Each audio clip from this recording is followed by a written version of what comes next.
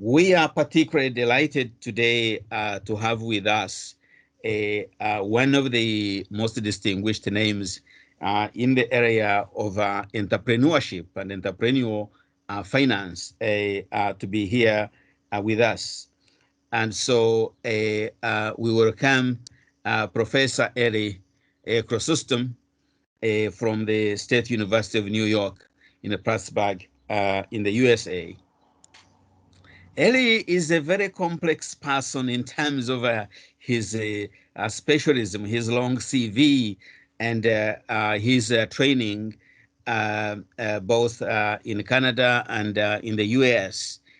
And also in terms of the network that he has been able to put together over a period of time, which is such a strong network that it contributes enormously to the studying a blending of finance and entrepreneurship.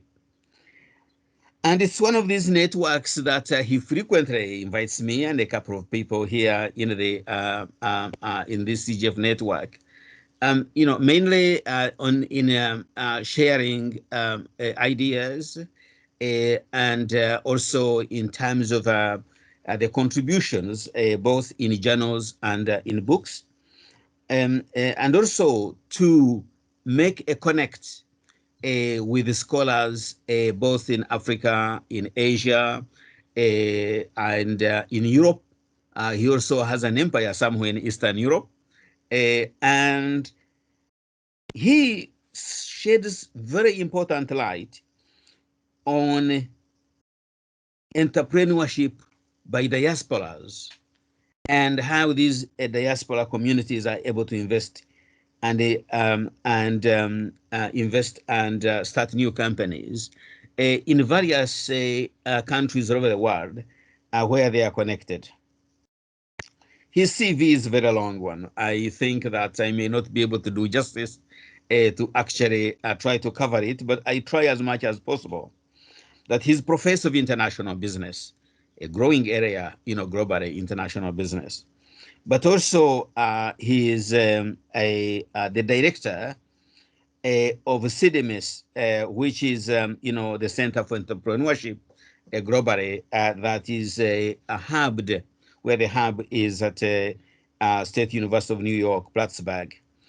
And I had the pleasure to visit the center, and it's amazing the kind of work he's doing.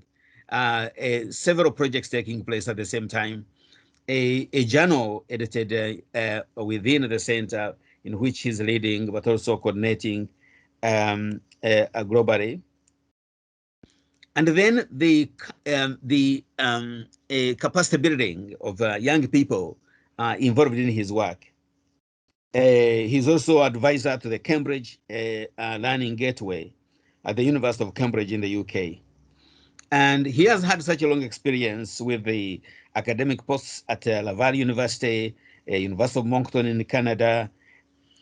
So we are honored, Elie, to have you here with us and to get the opportunity to dive into the work you are doing. I know this is just a small component of the work you are doing, but I think it will be testers for us to engage with you and learn more about your work. You are very, very, very much welcome to the seminar today. Please go ahead and start your show. Well, thank you very much, Professor Murinde. And I would also like to thank the colleagues and friends who have been able to join us for this seminar. I'm very sure that the comment will help to improve, this paper that's in progress and that focuses on the personal attributes of a transnational diaspora entrepreneur. Now, let me start with a small story behind this research. In 2007, we organized a symposium with a colleague of mine who is at Ryerson University and who was the Canadian, the president of Canadian chapter of Academy of International Business. So that symposium focused on immigrant returnees. It was at the annual Conference of Administrative Sciences Association of Canada that was held in Ottawa. So we got very good feedback for that symposium. Like I said, at that time, this topic was a very new topic. Nobody really was talking about immigrant entrepreneur. So the comments that we got that time, which were very good, encouraged us to initiate a special issue focusing on immigrant entrepreneur. It was a special issue that we organized with Thunderbird International Business Review. That was back in 2008. And we published that special issue of Thunderbird International Business Review focusing on immigrant entrepreneur in 2010. And it was a special issue that was very well received. We got, a kind word, very good comment about that special issue. But now, when we were working on that special issue, I found out very quickly that the concept of immigrant entrepreneur is not a homogeneous concept. Actually, it is a very heterogeneous concept. So I pleased myself to design very quickly a typology of immigrant entrepreneur. You can see that typology here. Okay. On the left side of this PowerPoint, you can see the first category in which I were able to put some immigrant entrepreneur that I called necessity immigrant entrepreneurs. And on the right side of this PowerPoint, you can see the second category of the immigrant entrepreneurs that I call opportunity immigrant entrepreneur. And you can see in this category that we have what we call diaspora immigrant entrepreneur. So again here, well, it was a really new topic. It was really rare to see paper focusing on diaspora international entrepreneur, immigrant entrepreneur. So I contacted a friend of mine who is professor at University of Regina in Canada, and we decided, to work together on that topic. And what we did, we published, a conceptual paper in which we proposed a model focusing on the determinants of immigrants. A paper focusing on the determinant of diaspora entrepreneur. So we published that paper in the Journal of International Entrepreneurship. And the model that we propose in that paper is the one that you see here. It's about the determinant of diaspora entrepreneur, right? And you can see that the model has three major components. So after we published this paper, we decided later to test the model, right? And we found out very quickly that it will be so difficult, to test all the three components of this model in a single paper. So we decided, to work on this component separately. So what we did, we test the first one, the environment, the factor related to the environment, the host country and the home country, how this factor, influenced internationalization of the diaspora entrepreneur. Then we published that in the International Journal of, Small Business Entrepreneurship. And we work on the second component, this one, that was published in, Journal of International Entrepreneurship last year. And this paper is the last component.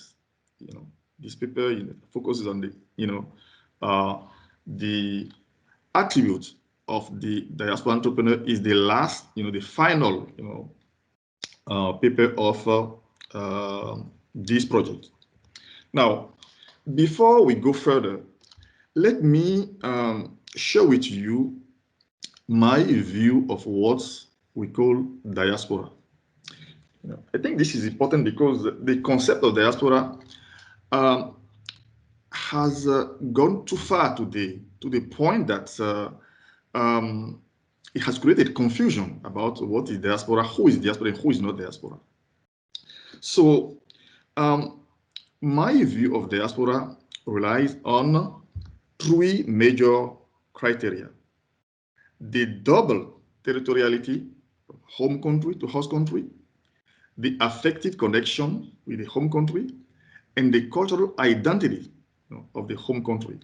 These are the three, criteria that I, consider to determine, who is a diaspora. So for me, diaspora is somebody who left his or her home country, settled in the host country, and while settling there, permanently keeps an affective connection with the home country, and also keeps the cultural identity, at least to some extent, the cultural identity of the home country. So this is my view of diaspora. That really sticks to the phenomenon of diaspora at its very beginning. Let me tell you here very quickly that diaspora is a Greek term that means dispersion. So diaspora refers to the dispersion of Jews who were forced to leave their country. Okay, that was 6th century before Christ. They were forced to leave their country, and then they settled around their home country. They didn't go very far. They settled around the home country with the idea to return to the home country when the situation would be better. And while they were waiting, they kept, connection with the home country. These are the people that are called diaspora at the very beginning. The concept, okay, has traveled over civilization, over centuries, and today, diaspora means for many people just somebody who lives outside his country, her country, at all. It is a very inclusive, conception that actually lost a great part of what it means at the very beginning. And to make sure that we don't have confusion here, I thought this definition would help, because it is a very restrictive definition, and I'm very aware that I may not have a lot of friends with this definition, as it doesn't include the 5th descent, the 10th descent of immigrants who are living somewhere and with no connection with the home country. Now, the phenomenon of diaspora has become, a very important phenomenon for the last, few decades, as the number of people living outside the home country has become very, very high. We're talking about 281 million of people who are today can claim that they are immigrant. Now, I have to be very cautious here. This number includes the people who are migrants, and there is a difference between migrant and immigrant. Migrants are not immigrants yet. They are in transition to become immigrant. They are not settled yet. They are in the process. Okay. And when we look at the country that is a prime destination, one of the prime destinations for this immigrant, I mean the United States, it is, 46 million and more people who are immigrant, pretty much the 20% of the population of the United States who are immigrant. And, well, these people in general, okay, are more educated than the average citizen of the host country. So if you take the case of the United States, it is 71% of South Asian, which is actually the most educated community in the United States, immigrants, who are a university degree holder. 71%. When we consider Indian community, Indian immigrants in the United States, it is 79%. It is a lot. compared to 40% of sub-Saharan African, and only 90% American citizens who are a bachelor university degree holder. So these people, as you know, the level of education is correlated with the income, the important income that we have in our pocket. So these people, you know, many of them have enough money in their pockets, and they contribute a lot to the development of the host country and more the development of the home country by sending money, by helping people, by contributing. Well, they send a lot of money to home country. In 2020, the amount of remittance, global remittance across the world, you know, was around 689 billion US dollars. And from this amount, 554 billion went to developing and emerging countries. It is a lot. India and China, who are the top receiver of remittances, got respectively 80 billion and 60 billion of US dollars. Sub-Saharan Africa got 48 billion, which is actually a huge amount for the region, as this amount of remittance is more than the double of the official development assistance that were sent to that region. Now, let me take an example of Egypt, which is the top receiver, the top African receiver of remittances. So we can see how much they get in remittance and how much they got, for official development assistance. They got 30 billion in 2019 in remittances, and it was only 1.8 billion that they got in official development assistance. Nigeria got 21 million in remittances and 3.5 billion in official development assistance. So you can see that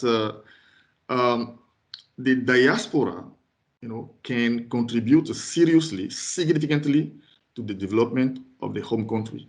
And actually, there are some countries, for which the contribution of remittance represent a very high level of GDP. I'm talking about South Sudan, where the remittances represent more than 35% of the GDP.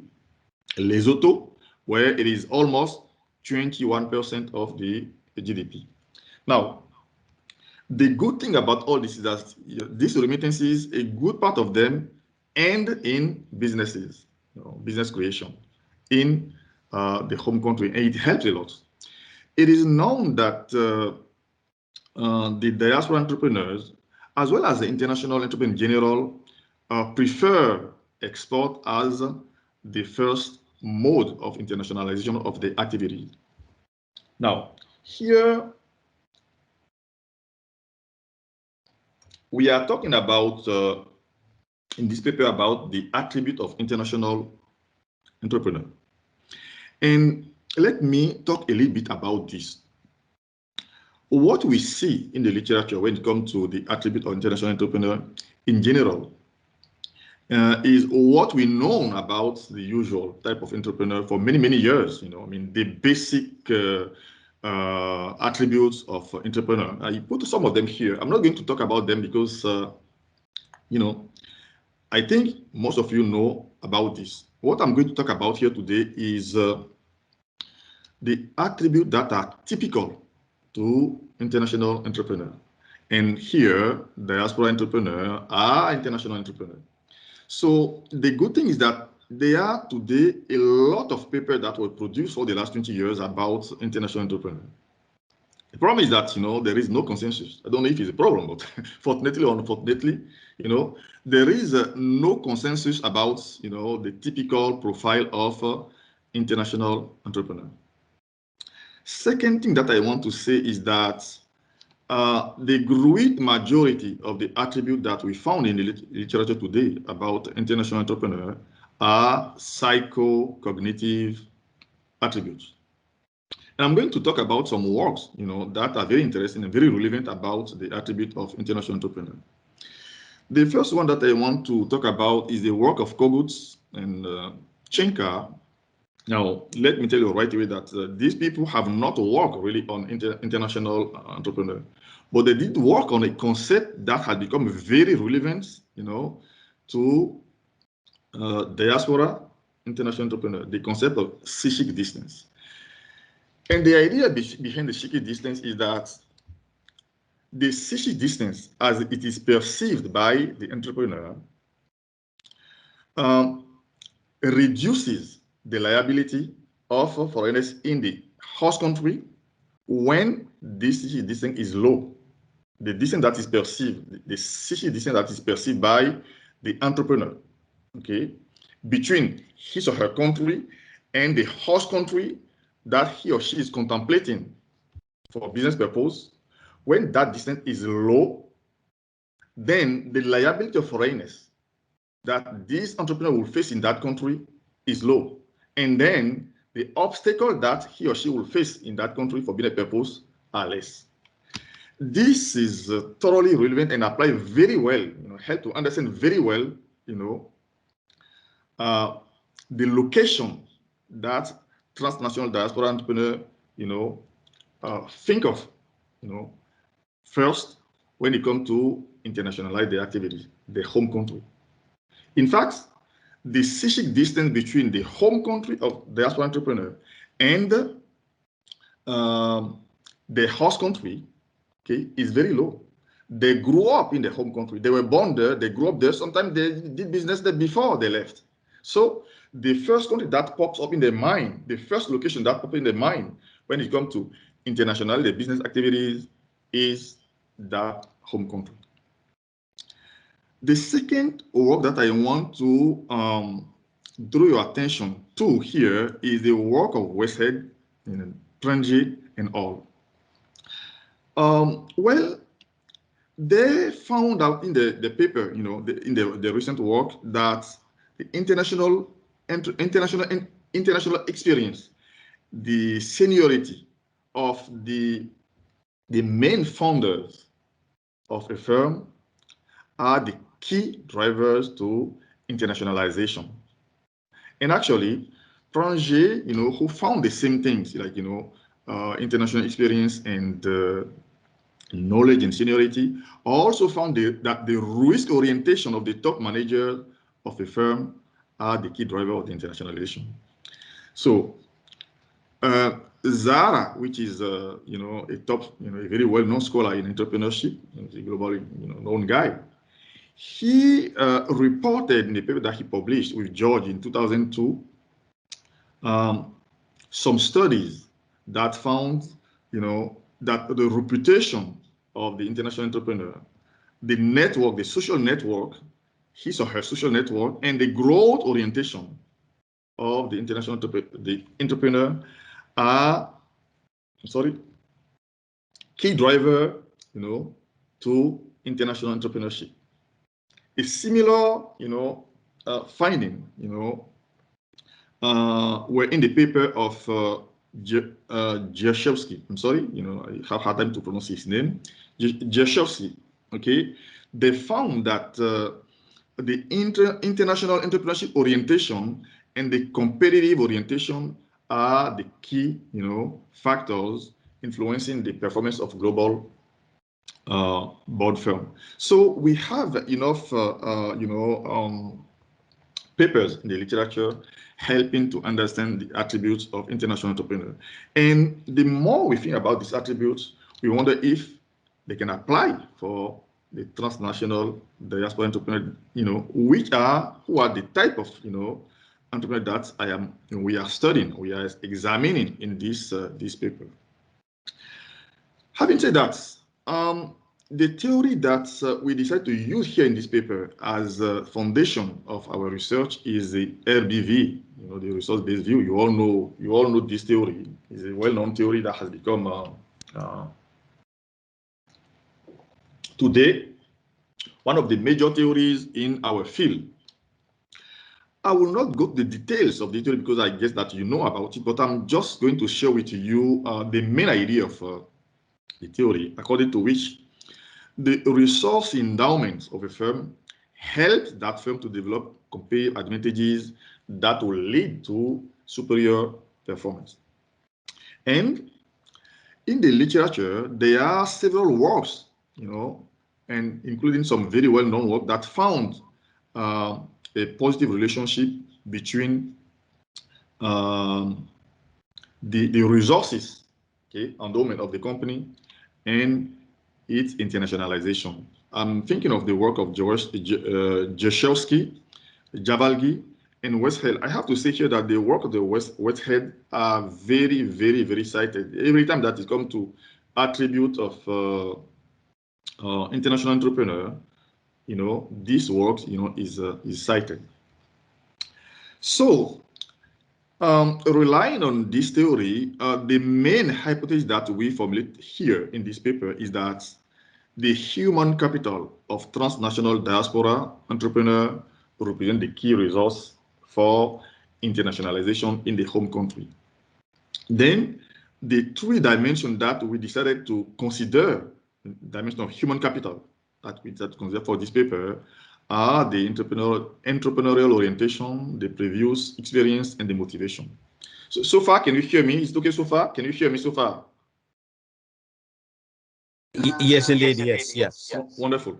Okay, so, let me go through each of them because these three dimensions will be, the pillar of our hypothesis in this paper.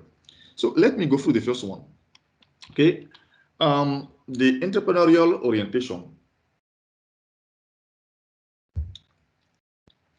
Well, entrepreneurial orientation is defined as the culture or the managerial philosophy facilitating entrepreneurial activities of the firm. And this definition, comes from Zara and then Dimitratos and etc. There are several dimensions to this definition that actually I see as, the mindset. The entrepreneurial orientation is the mindset that drives the entrepreneur to entrepreneurial activities. So Covin and all identify the proactiveness, the innovativeness, the risk-taking, the autonomy, and the aggressiveness.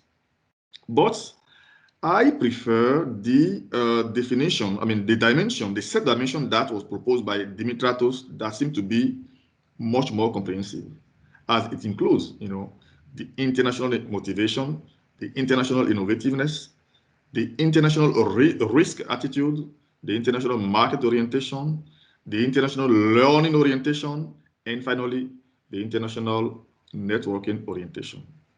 And the more we look at this dimension, well, we are very tempted to say that, they may apply very well to transnational diaspora entrepreneurs that we are studying here, because in general, they are risk takers, they are autonomous, proactive, and very persevering. And in the literature, they are unfortunately, a well-known paper. I'm talking about the seminal paper of Knight and Cavosgill, who are very well-known scholar in international entrepreneurship, and the paper of Zara that found a positive relationship between the entrepreneurial orientation and the internationalization. So relying on that, we formulate here our first hypothesis as follows. The greater the entrepreneurial orientation, the greater the likelihood of internationalization in the home country. The second dimension of previous experience. Previous experience refers in general to the knowledge, know-how, the skills, talents, that are acquired by the entrepreneur prior to the new venture creation. And some studies like the one of Ko and All, published in 2018, found that the preview experience of the top manager of the company reduces the liability of foreigners, when it comes to start new venture abroad. Also here, there are some, well-known paper, that found the positive relationship between the preview experience and the firm internationalization. Well, I want to refer to the seminal paper of Oviatt and McDougall, a very well cited paper when it comes to internationalization of small firm. The paper of Zucchera, and there are also other papers like the one of Prangi and Martinez and Javalgi. So, considering this previous work, we're able to formulate our second hypothesis as follows. The greater the previous experience of the transnational diaspora entrepreneur, the greater the likelihood of internationalization to the home country. And finally, the last dimension of the human capital here, the motivation. Motivation is, a very, very important dimension, a very, very important factor when it comes to entrepreneur and what they do, how they behave, and all that. And there is a definition that seems to please many people, and that is from Stephen Robbins, and who suggests that the motivation is a willingness, to exert effort towards some goals. I would say that it is an impulsion. It is an impulsion that is instilled in the mind of entrepreneur, and that drives the entrepreneur to entrepreneurial initiative, and in this case, to business initiative in the home country. There are in the literature different perspectives, to motivation. We decided here to give a particular attention to the one of Higgins that's derived from the regulatory focus theory. And what this theory suggests is that there are two approaches of motivation. Okay, the promotion focus approach and the prevention focus approach. So they are promotion focused individual and prevention focused individual. The promotion focused individual are people who are driven by the goal that they set themselves. Okay, they are people who are driven by progress and development. Okay, goal that they set themselves, while the prevention focused people are driven by professional obligation. Okay, goals that are set for them by somebody else. And the motivation of comes from the fact that they are afraid, the fear of the undesirable consequences of not complying to the obligation, while the motivation of promotion focused individual come from the goals that they set for themselves. They are very excited, passionate, about the goal that they set for themselves. So they are making effort they are driven, by this goal. So we see here that we are in two different scenarios. In the first one, we're talking about people who are driven, motivated by their own goals. And the second scenario, the people who are motivated by the fear of the negative consequences of not complying to professional obligation. We think here that transnational diaspora entrepreneurs are promotion focused individual.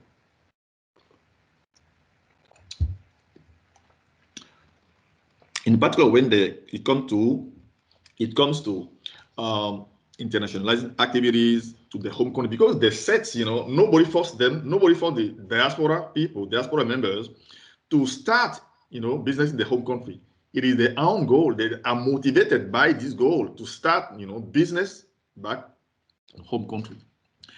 Now, once I said this, I'm in a hurry to tell you that we have to be very careful when we talk about the transnational diaspora entrepreneur, because they are not necessarily, they are not always the usual type of international entrepreneur. So you all will agree with me that, the usual type of international entrepreneur will be driven by economic rationality, profit, right? And that makes sense. That is correct, right? But unfortunately, there are many, transnational diaspora entrepreneurs, for whom the motivation of starting business has nothing to do with economic rationality. And in the literature, some people, some scholars found that the compassion is a motivation. You know, the sense of moral responsibility, duty, the sense of duty, moral responsibility to the country that they left, the poor country that they left, they feel a sense of moral duty, moral responsibility to help that country. As you see here, well, it has nothing to do with economic rationality. The need of social recognition, okay, the patriotism. And actually, let me tell you this very quickly. Sana published a paper in 2005 about some Mexicans who are settled in the United States, some Mexican diaspora, in the United States, who were investing back home in Mexico in the village, community in the village. And they found that paper that the reason why these people were investing back home after years settling in the United States, the reason why they were doing that in their home country is because they lost their social status once they moved to the United States. And in the United States, they cannot find the social status that they lost in the home country. So the reason why they were investing back home is to regain, let me say this way, to buy back the social status that they lost when they left, the home country. It is very interesting. So we can see here that, for diaspora, the reason that may be behind, the motivation behind, the investment, the involvement in the home country is not always economic rationality. And actually, there is a seminal paper of Giepsi, one of the very rare papers that, were published in the very top journal International Business Studies. I think it was 1999, and found that, there is a positive relationship between altruism and the internationalization in the homeland. It is very interesting. Very recently, Lin and Tao published in Journal International Entrepreneurship a paper in which they found that the reason why some Chinese, diaspora were investing back the home country was to be close to their family. So it was not for these people. The reason to invest back home country was not, to make money, to get profit. It was to be close to their family members. So you can see here that we are in the case of a very peculiar type of international entrepreneur when it comes to diaspora entrepreneur, as they do not always, invest because they are looking for profit. So relying on this work, these papers, we formulate our third, hypothesis as follows. The greater the motivation of the transnational diaspora entrepreneur, the greater the likelihood of internationalization in the home country. Now, so far, you still follow me? Is it clear so far? Can you hear me so far? Yes, perfect. Okay. So, we used a survey. We conducted a survey to test this hypothesis. We conducted a survey, and with a sample of transnational diaspora entrepreneurs that we identified in Canada. Some of them were identified in the Western Canada, where my friend works in the area of. My friend is professor at the University of Regina in the Western of Saskatchewan in Canada. So we selected some diaspora entrepreneurs from there, and we selected also some of them from Montreal, and I was in charge of that. Now, you may be wondering why our sample is so small. It is of 59 diaspora entrepreneurs. Well, I don't want to tell you the whole story of this, but it was very hard, to find diaspora entrepreneurs. Not because we do not know where they are, but because they do not want, to disclose about the business, to share information about the business. Now, well, the business that they have back home, for some of them, is a discrete business. So it's not disclosed anywhere, And when we ask questions about this business, they are very nervous because they do not know if it will come back to them, that government want, taxes and this and that. So it was very difficult, to find enough diaspora, had a big sample of diaspora. So we ran a regression to analyze the data that we collected. Now, let me show you here very quickly the structure and overview of the sample that we use for this research. You can see here that the diaspora that we work with in our sample were in general mature, because it is like 61% of them who were 36 years old or older.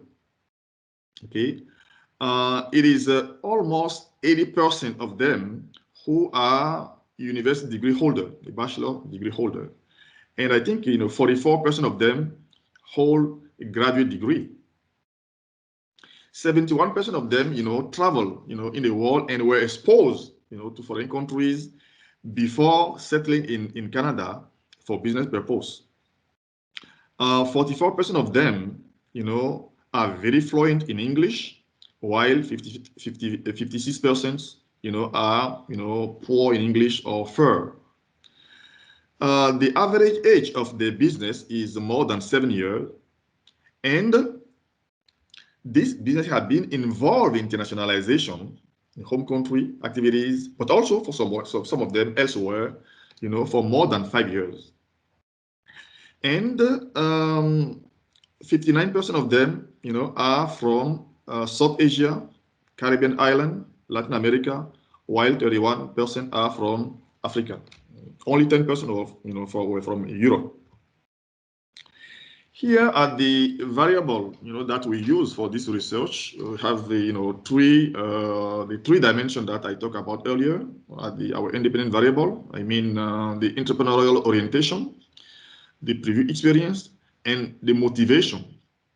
The dependent variable of internationalization is internationalization, and we use here 3 dimensions. Okay, the performance of foreign sales here, which means the sales in the home country. I want to tell you here very quickly that this dimension is the one that the majority of the colleagues and scholars who work on internationalization of small businesses use. Okay, the performance of exports. But we also consider here the performance of the goals that were set initially for the company and the performance of the organization of the activities of the company. We use some control variables here, which are the demographic factors, the age, education, language, proficiency, and country of origin, etc. Okay, and we perform the correlation, the test of correlation of Pearson to check if there is any multicollinearity problem, and we were very lucky. We're happy that we do not have any multicollinearity problem here. We also did. I don't have that table here, but I have it in the paper somewhere. We check with the variance inflation factor to see also if to confirm that we don't have multicollinearity problem. So we run the regression for each of the dimensions of the dependent variable. So as you can see here, this table 6. Okay, we explore, the relationship between the independent variable, I mean the motivation, entrepreneurial orientation, and preview experience, and the first dimension of the dependent variable, the performance of export, performance of sales in the foreign country. I mean the home country, which is foreign country here, and we found here that there is a significant relationship between entrepreneurial orientation, that's here. Okay, and the performance of sale in the home country. In the table, the next table, we, examine the relationship between the independent variable, motivation, entrepreneurial orientation, and previous experience, and the second dimension of the dependent variable, namely the performance of goals. And we found that there is a significant relationship between the preview experience and this dimension of the dependent variable. And the third table, in that table, we explore the relationship between the three independent variables: motivation, entrepreneurial orientation, and previous experience, and the third dimension of the dependent variable, which is the organizational performance. And also, we found, a significant relationship, between previous experience and that, dimension of the performance. And, I put it, in a very simple way for you here. In this PowerPoint, you can see that our hypothesis 1 and 2 were supported by these results, while, the hypothesis number 3 is not. Then the question here is, well, how come that, a motivation, which is something very important, cannot be supported here? It is quite frankly surprising and to some extent, let's say disappointing. But, when we took time to analyze, the way that we conducted this research and what happened, and we found, some fact that may explain why, we did not find support for the hypothesis number 3.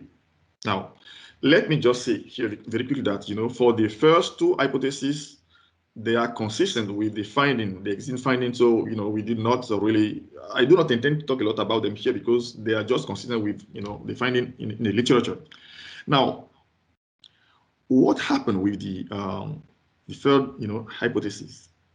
We used a sample that is very heterogeneous sample. Okay, so what I'm trying to tell you here is that the diaspora entrepreneurs that were included in our sample are from different cultures, different religion, different education level, different age, and actually, different gender. So we thought that, not having a homogeneous, sample may, introduce a bias in our finding.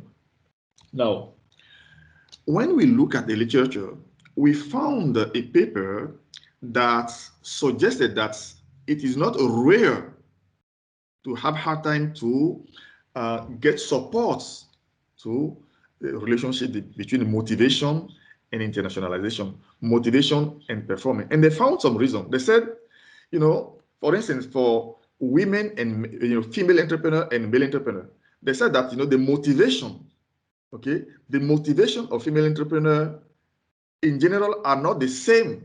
They are different from the motivation of the male entrepreneur. They said that female entrepreneur, many of them are driven by common goods, while male entrepreneurs are driven by their personal goal. Also, Scott and all suggested that it is very difficult, to capture, a motivation without a clear identification of the opportunity at the beginning of the business.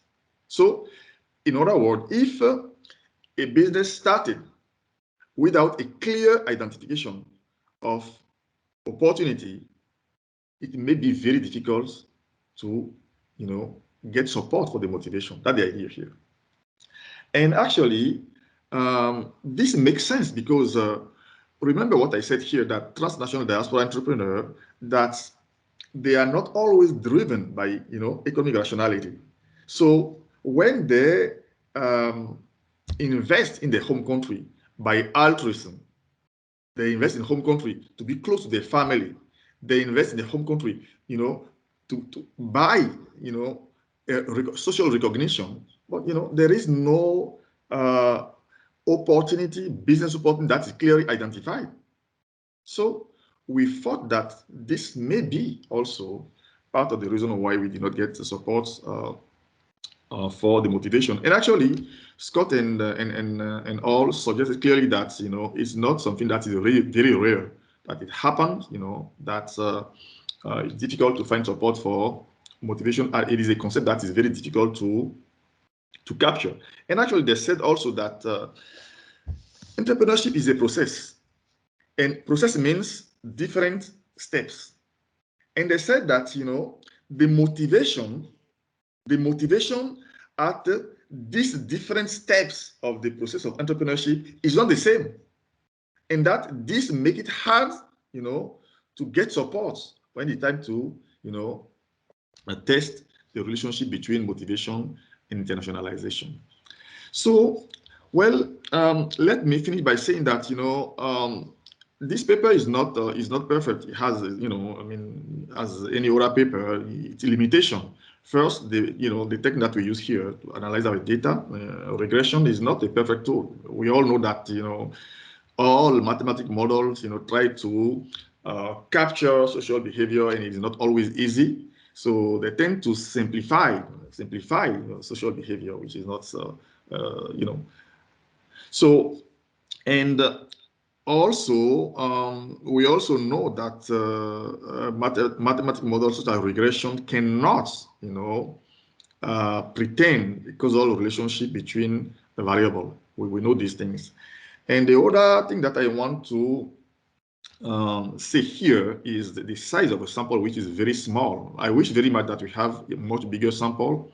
So I wish very much that somebody is interested, you know, to go further with this paper, with this research, and test our model on a big, you know, sample to see if, you know, our findings, you know, are still true. So I'm going to stop here by saying that, well, we cannot say at the end of this paper that we know a lot about the typical profile of a transnational diaspora entrepreneur. So, in my opinion, you know, we still have a lot of work to do to come to know, you know, the typical profile of transnational diaspora entrepreneur. And I would like to stop here and thank you all, Professor Murinde and all the colleagues who are here. Thank you very much for your attention. And I'm very sure that your question, your comment will help us to improve this paper and to send it to a journal. Thank you very much for your attention. Also, thank you very much, Elie, for this very interesting and very clear presentation. There are many interesting aspects in your paper, especially the way you introduced it by being able to go into the concept, the fundamental conceptualization of the idea, you know, diaspora businesses, motivation, and also being able to motivate us about the current literature and the way it has summarized the body of knowledge on these issues. And then you did go on to explain how you, the categories you worked in your data and your model, and then the data analysis, the results you find, and then you open up a challenge to us in terms of how ideas we can add. Indeed, it's part of it's an important part of the seminar to make some suggestions, observations, even offer a different interpretation to the findings that you have got. So this is where we come into the discussion component, and please either show your hand. We do have a raise your hand aspect in the chat room. I'm going to go through the list of names and see if you want to raise your hand and make a comment, please do so now. Or you can post your comment in the chat room and we can pick it from there. So we have the first raised hand is by Dr. Peter Rose, the former finance minister of Seychelles and former MD at the World Bank. And I know Peter is very much interested in these areas of entrepreneurship and business. Please go ahead, Peter. Thank you so much, Professor Murinde. For the benefit of the audience and Professor Elie Chrysostome, Professor Murinde was my lecturer and my mentor when I was at Birmingham University.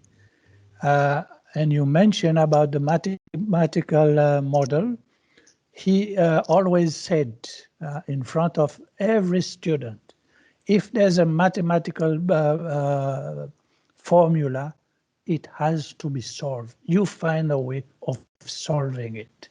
And thank you so much for that, Professor Murinde. Thank you, Peter, for that's a good comment, and thank you for your kind words. Professor Elie Chrysostome, I'm sure you speak French, no? Yes, he does. Yes. Oh, ok. Bienvenue. Je parle un petit peu français, voilà. Hein? Thank you so much, Professor Chrysostome. I have appreciated your very articulated presentation, especially on personal attribute transnational diaspora entrepreneur. It's captivating, especially for our audience today, I suppose. Call it diaspora effect, migration, brain drain effect, in a process which a country loses its most educated and talented employees to another country. Most of the time, you do not exit your country to go to a lesser developed country. You go to the industrial countries. My questions will certainly centers on national policy making, because as a former policy making person, as an African, I'm intrigued by this topic. I wonder if in your empirical analysis, you had considered in terms of national loss of the brain drain to African countries. Most of the time it's the case. It's an outflow of brain drain from African countries to developed countries. This is my first question. Tell me if I'm going very fast. My second question, likewise, the converse applies. How much do we benefit from diaspora remittances, technological transfer, knowledge transfer? For the time being, I only apply three most critical variables. I'm sure there's quite a lot. And most commonly, in terms of ways of inward financial support, these days, especially, we have a lot of promotion on green bonds. You see, the diaspora can join as a group and then subscribe to a green bonds to meet the capital development of the country where they come from. But unfortunately, there's always a hesitancy. This is from my own experience. I'm not telling you that I read it from a literature. They are hesitating, and especially because if a government lacks a good corporate governance and accountable to its people, they will be better off parking their funds in government securities for safety purposes rather than green bonds or blue bonds, whatever bonds you want to call it. And most of the time they refer to diaspora bonds. These are my three principal questions for the time being. Professor Murinde, if you may allow me, I would allow the floor to my other distinguished participant to follow through. And if I have a little bit more questions, I'll take the opportunity to ask Professor Elie Chrysostome. Merci beaucoup. Thank you very much, Peter, for that intervention. You are very important observation, especially on policy and how critical this work is, because Elie is not only talking about diaspora entrepreneurs, he's talking about transnational diaspora entrepreneurs. That twist is very important, okay? They cut across the world. They are consistent with, for example, in the context of Africa, they are context with the African free continental area, whereby you have one farm in one country and it enters the value chain for the region, for the entire continent. This is a new concept of diaspora entrepreneurs being conglomerates in their own right, okay? And so that's, we thank you, Peter, for those observations. Let me see by show of hands, those who would like to intervene here. I had posted some comments in the chat, but I can't find them. Meng, can you see them, those chats? Those comments I posted in before? Yes, I can see them. Okay. Just a quick question. Do you want to collect all the questions and I answer later, or I answer after? It's up to you. What do you prefer? It's up to you. I think it's better that I answer. If not, I may forget it. Maybe. Okay. Go ahead then. let me answer this question of Mr. Larose.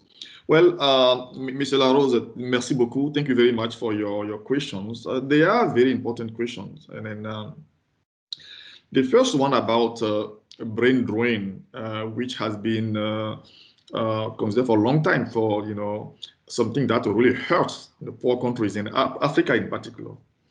Well, I have to say that, things have changed a lot. Because in 1960s, 70s, even 1980s, everybody was looking at, brain drain as a very bad thing, hurting, Africa, poor in general, and Africa in particular. But when you look at how all that has turned today and in the last few decades, well, it becomes a little bit difficult, to defend the idea of brain drain. Yes, it is true that to some extent, these people who are abroad, okay, could have helped their country much better if they are home country. But when you look at it very well today, it is not anymore a total loss, because what happens is that, while they are in Western countries, they still think of their home country. They are still concerned, by the development. They send money back home to start business, to support projects, and they are also philanthropic investment. It's not just, productive investment. They are also philanthropic investment. People, build school here, hospital there, send a young girl to school just to help the country. And if they had to stay at home, they will never be able to do these things. So when you look at it today, it is not anymore an absolute brain gain, brain drain. It is what is called brain gain. So the brain drain has a result, partially in a brain gain. And some experts even call that today brain circulation. Because, while they are settled in Western country and send money back home in remittances to help families start business and philanthropic, investment, all these things, but they also send home expertise, the talents. There are some people who are doctors, engineers, and, they bring this expertise home. So today it is difficult. And actually, I have realized myself that, today, you don't hear anymore, people talking too much about brain drain because of this reality, this new reality. The money that they send home is so important. The amount is so important that today many governments of poor countries, including in Africa, have put in place some government agencies to work with diaspora to see how to help them to get involved in development projects in the home country and to help the country. And it is known in the case of India or China, the contribution of diaspora. The development that China has today, is partially due also to diaspora involvement. Remember that, when the then president of China, Deng Xiaoping, decided to open China to foreign investment, the other thing that he did is that he sent a lot of Chinese students in Western countries. Many of them came to the United States. They knew that they will not all come back home, but they knew that they will never forgive their home country. That's what happened. So they ended by sending money home, contributing. And actually, there is a new movement that we have seen, we have been witnessing now for the last, I don't know, 10 years, that we call the Diaspora Returnees. They go back home definitely and settle there, start business. You see that a lot in China, in India today. So, you know, I will say that, you know, the needs, you know, how can I say that? When you look at you do the balance between the brain drain and the brain gain, well, the need is not anymore a total loss. Poor countries are getting something very important from it. So that is my point about the first question. The other question that you asked was about the involvement of diaspora in bonds. I have to confess that I'm not very familiar with the concept of green bond, but I can imagine a little bit what it is. And the only thing that I want to say about this, I think you address it yourself, it is that unfortunately, in many poor countries, in African countries, well, the governance is still a big problem. Political governance, corporate governance, you know, is still a problem. Although we can say that, you know, some countries are, you know, making, you know, a lot of efforts, but it's still a very serious problem in poor countries and in Africa in particular. So this is not something that makes diaspora members to feel confident and to send their money. They don't know how all that will end if the government is involved. So they are hesitant, you know, to buy this bond and to get involved. But there are some countries like Ethiopia that seem to have so far been doing very well with bonds. And many Ethiopians, you know, buy this bond and, you know, contribute to their home country development. Did I answer your question? I think there was a third question. I cannot. Yeah, there is a third question that I think that I'm missing, Mr. Larose. Yes. You can carry on taking other questions. Okay. I shall come back to my other questions. Don't worry. Yeah. Ça va. Merci beaucoup. Thank you for your response to Peter. May I call upon Grace Chokunda, and then I'll go to Charles and then Nancy. Thank you so much. I'm Grace from the African Development Bank. Your research is actually very informative, and thanks for sharing. I just have a few comments and questions. One actually follows up to the previous commentator. Is to do with policy and investment climate in the home countries. Did you find out whether there was a correlation between the motivation for the diaspora to go back? And that ties into the fact that most of them really, when you talk about bond issuance, some countries in Africa have tried, and the diaspora are only keen if they know that the returns are kind of if they are sure that the returns will be realized. Also, the fact tied to that, you talked about brain drain being no longer a negative but a plus, but I think it also depends on what the countries do to attract those diaspora. There are some countries, and I don't know whether you were able to find out that why is it that India, for example, and China, they've already in blue, they're actually having positive, when in Africa the draining is still negative. What can we do? Did you find what we can learn? Yes, there are governance issues, but is there anything that we can do to encourage or open windows for these, especially the diaspora? They not only come with capital, but they come with the know-how, technology. And it's easier for them to really transfer back home because of the cultural orientations. It's very easy for them to come back home with the knowledge and capital. Again, I've done some work on the same line in the Caribbean. We're looking at the diaspora in North America and how they're able to go back. We're actually trying to use the angel investment model to see whether we can have the diaspora go back with capital and know-how and then we would match up with some grant or something. And then what we found out in particular, for example, was Canada.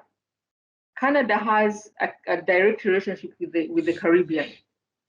We noticed that there's a lot of emphasis because there are many diaspora. For example, you find that places like Jamaica, find there are more people outside Jamaica than Hawaii. You find them in Canada, and the Canadian government actually, I think, intentionally supports investments in the Caribbean. Partly because, one, there's so much business, Canadian business in the Caribbean.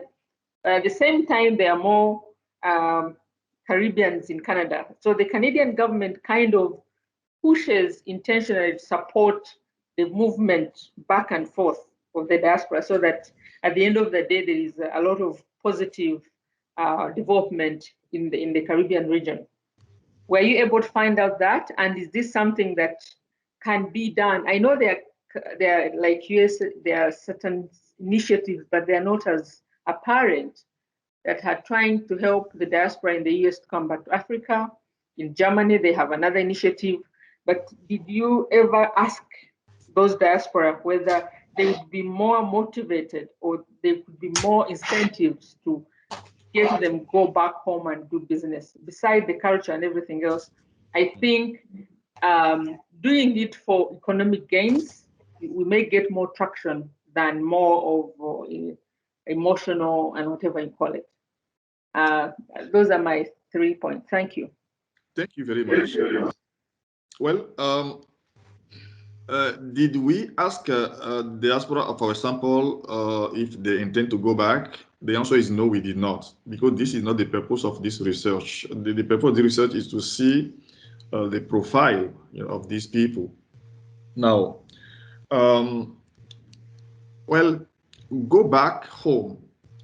This is a very complex question because, well, we don't know if the government of the home country of these people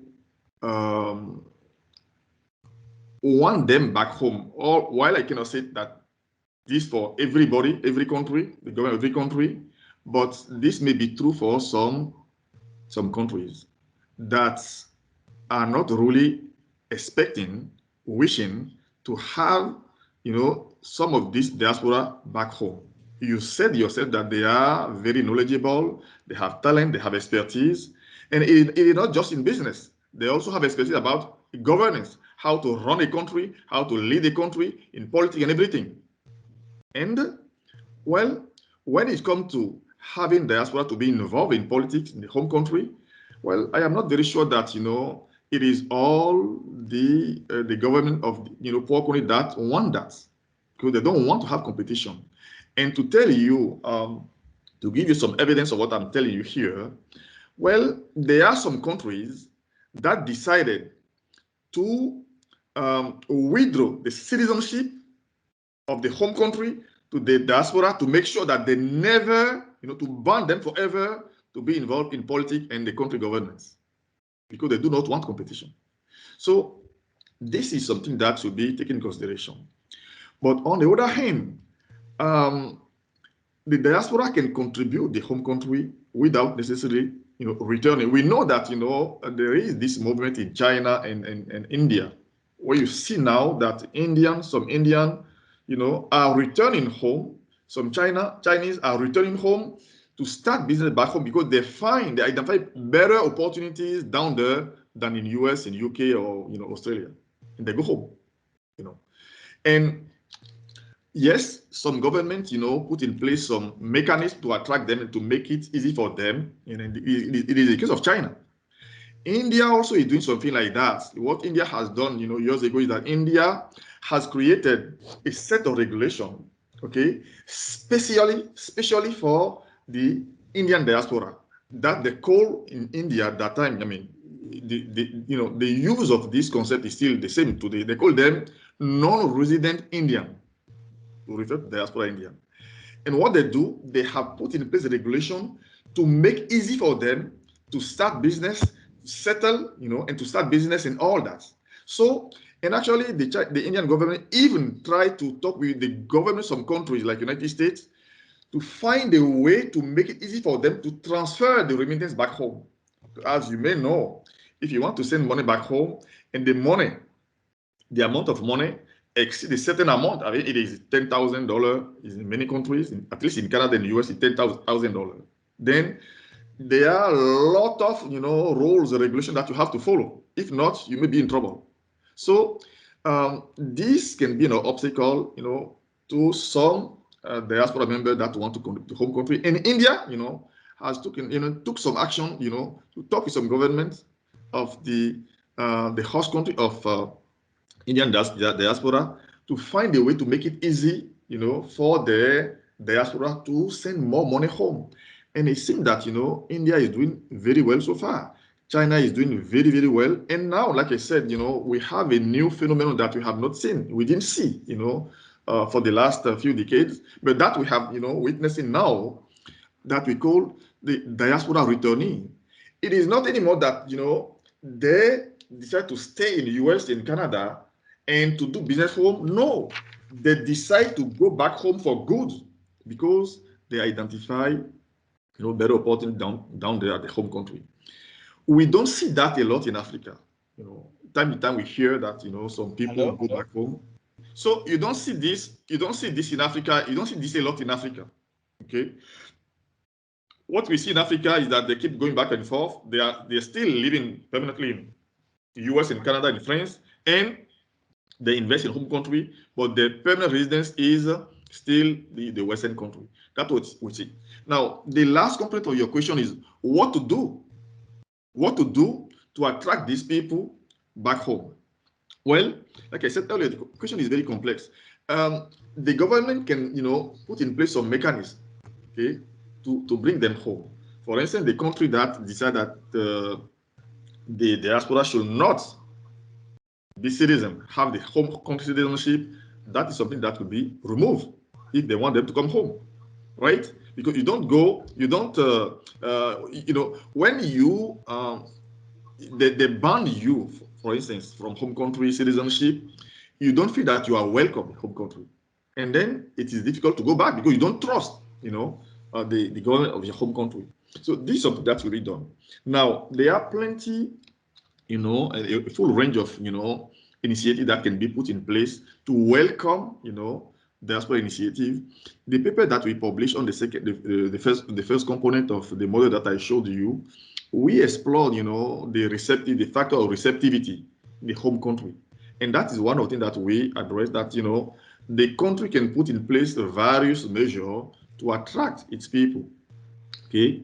And, put in place a specific regulation for their business, find a place for them for business where they can sell the business.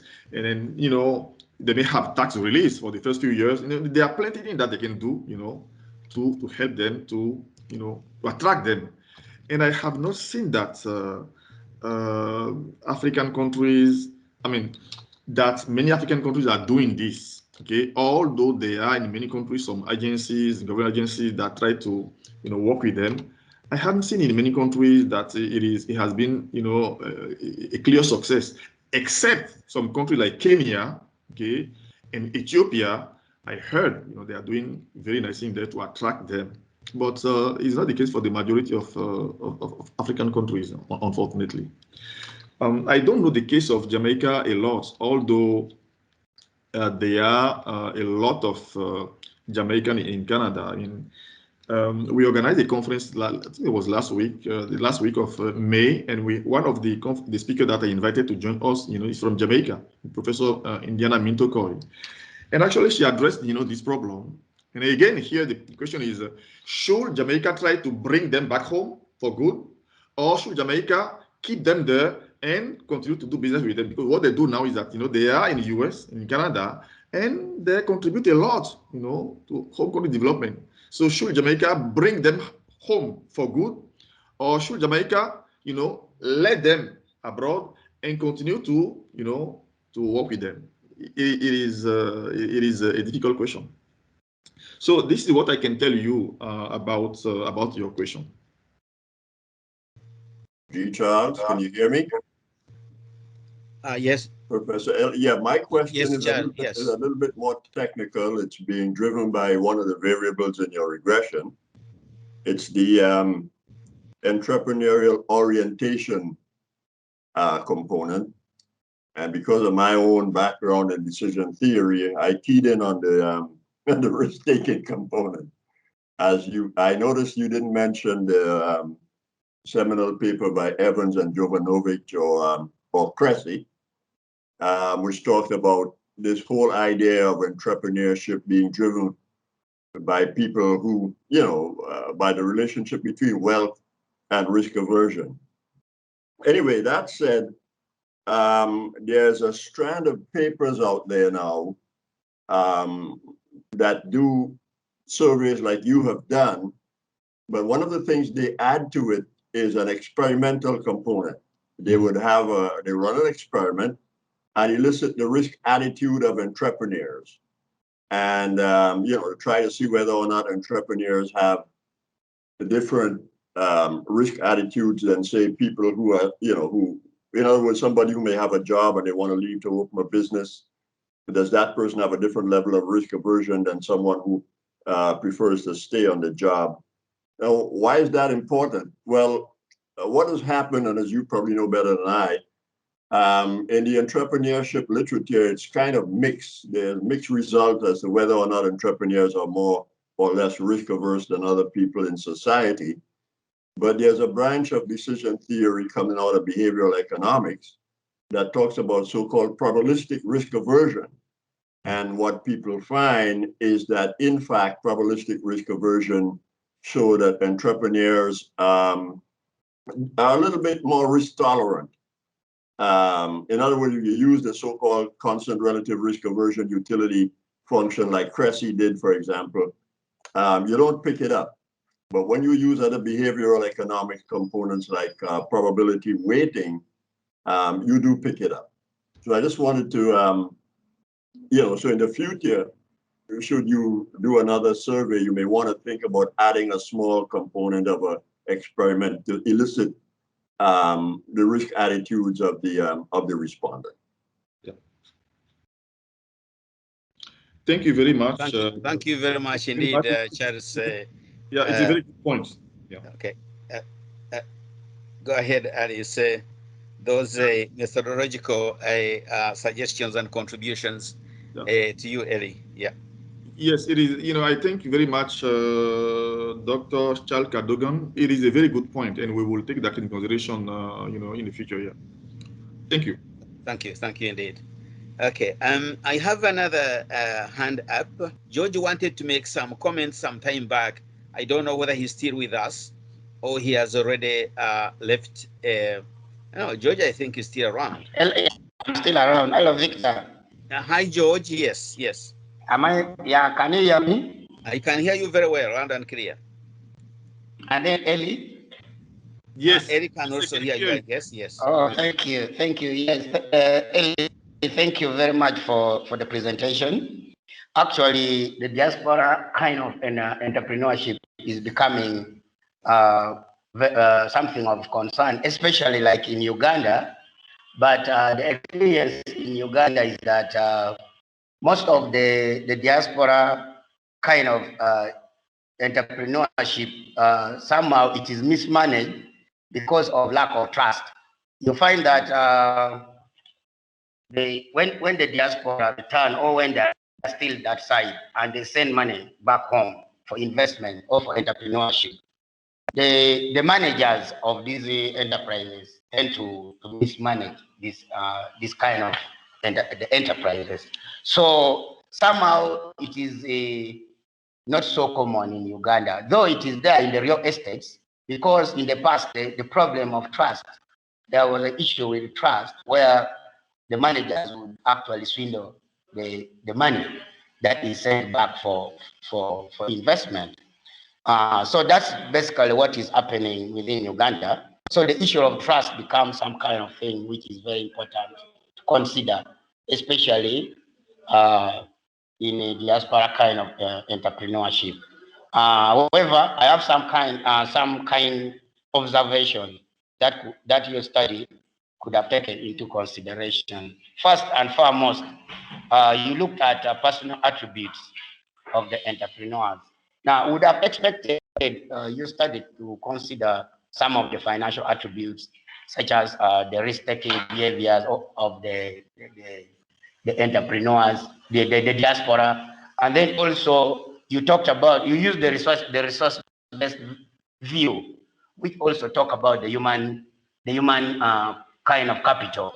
I would have expected to see something around financial literacy and capability of the diaspora, and something about the financial discipline of the managers of these enterprises. This could actually enrich this study. And also, when you look at, you talked about the previous experience, and your major focus was on foreign experience. When you look at it critically, before you start a business in any country, the so-called entrepreneurs should have what we call the local kind of experience. This helps in choosing the type of business that these people have to take on. So I would have expected to see something around the local experience of this diaspora to know what kind of business actually can prosper. So this kind of thing would have actually enriched your study. And then also, when you look at,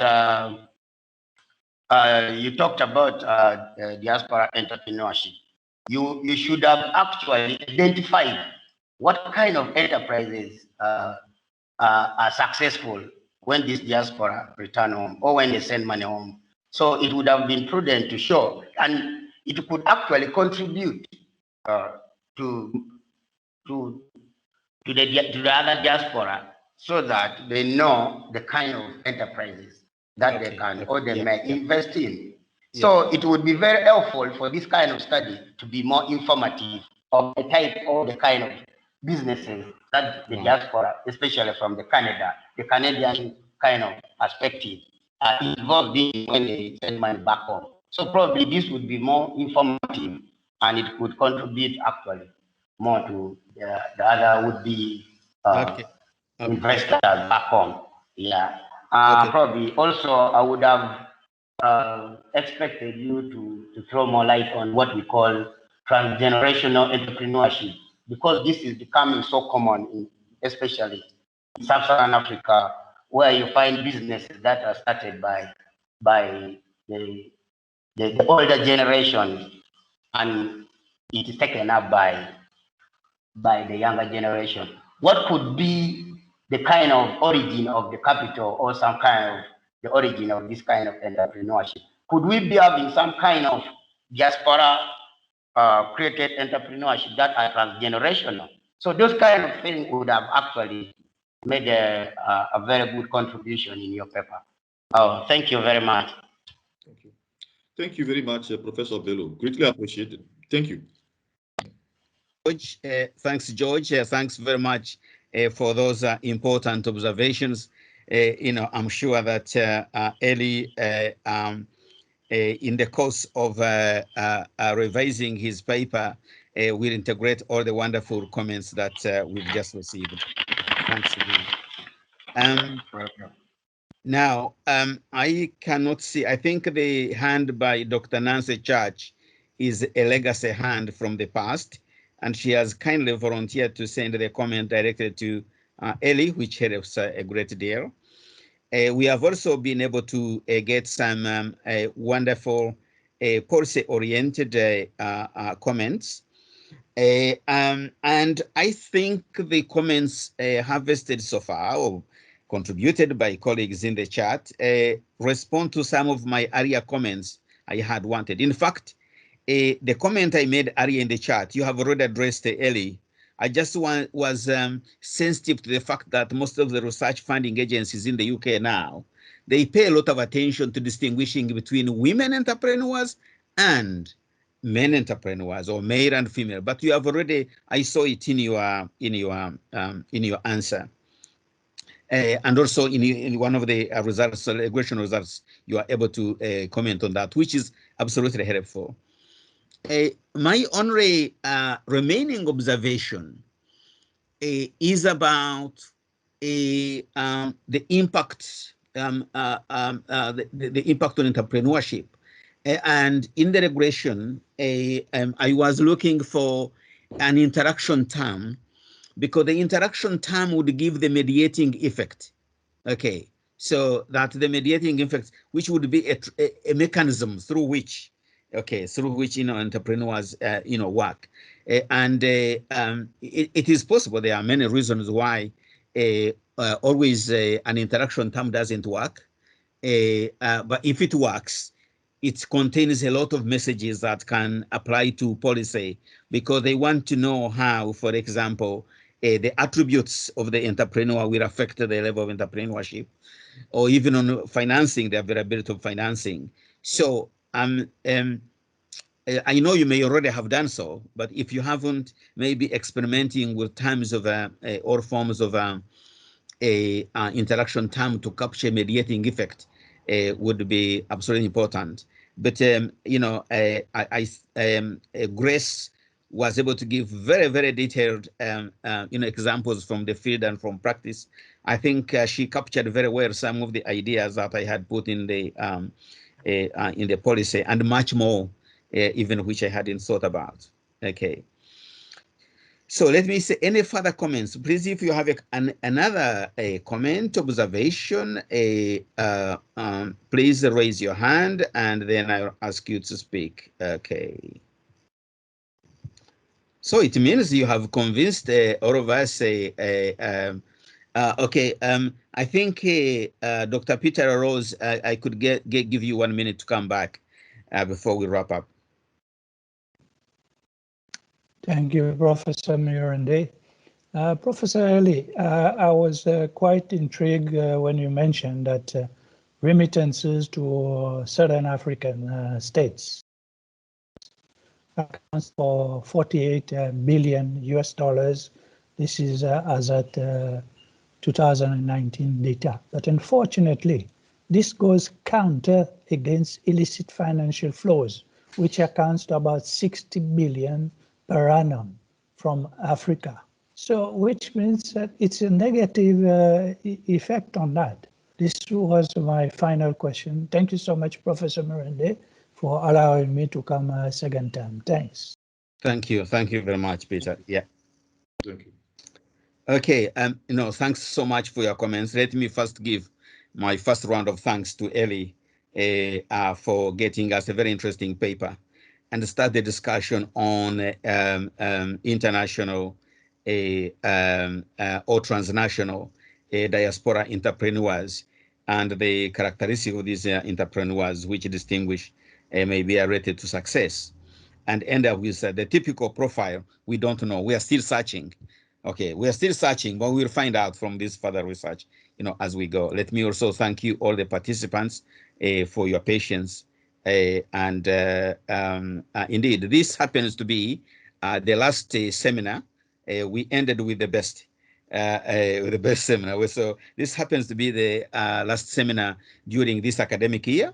So we take a recess to enjoy the summer and to work on the papers. We come back here in October with a new program for the entire academic year running. So we concluded with you, Elie, which was, a good fortune, and thanks for in spite of your busy schedule, you're able to make it. Thank you, all participants, and let me wish you a good break. We'll see you again in October this year when we start the new academic year. Thank you very much, and bye-bye. Thank you. Thank you. Thank you indeed. Thank you. Okay. Give you a round of applause, Elie, for this.